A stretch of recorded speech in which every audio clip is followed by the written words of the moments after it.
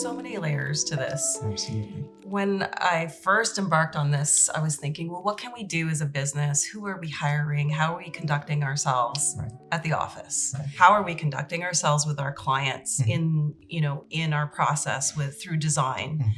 And then thirdly, it's, what kind of environments are we building to support diversity, equity, inclusion? What does that look like? And so how does a company like ours embark on this and touch on all of those aspects of diversity, equity, and inclusion? Right. I've always had a sense that designers are more than just individuals that are putting together aesthetic elements in items. We really are problem solvers, connectors.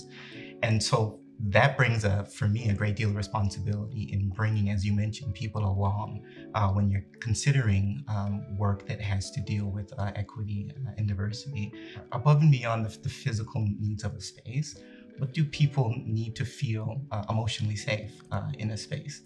I know in our industry, we've been very good about accessibility. So that's kind of one of the elements that we consider as designers, making sure that, somebody visually impaired or physically impaired can easily access the environments and interact with the environments. But we're talking about even beyond that. So we position this as it's the heart, body, mind, and soul approach to design. It's one thing to provide access, but it's another thing to understand, what does that access feel like? If the access is different or feels as if it's been positioned as a lesser experience than an able-bodied access, then we haven't hit the mark. So inclusive design practices really look at trying to establish this equity.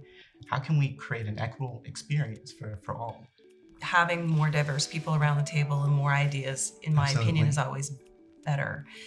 And so I may not be aware, though, that the environment that I'm comfortable in may be an environment that somebody may not be comfortable in. And so how do you bring that out with a diverse group of people from different backgrounds, different ages, different genders, and how do we bring us all in a room and make everyone feel welcome?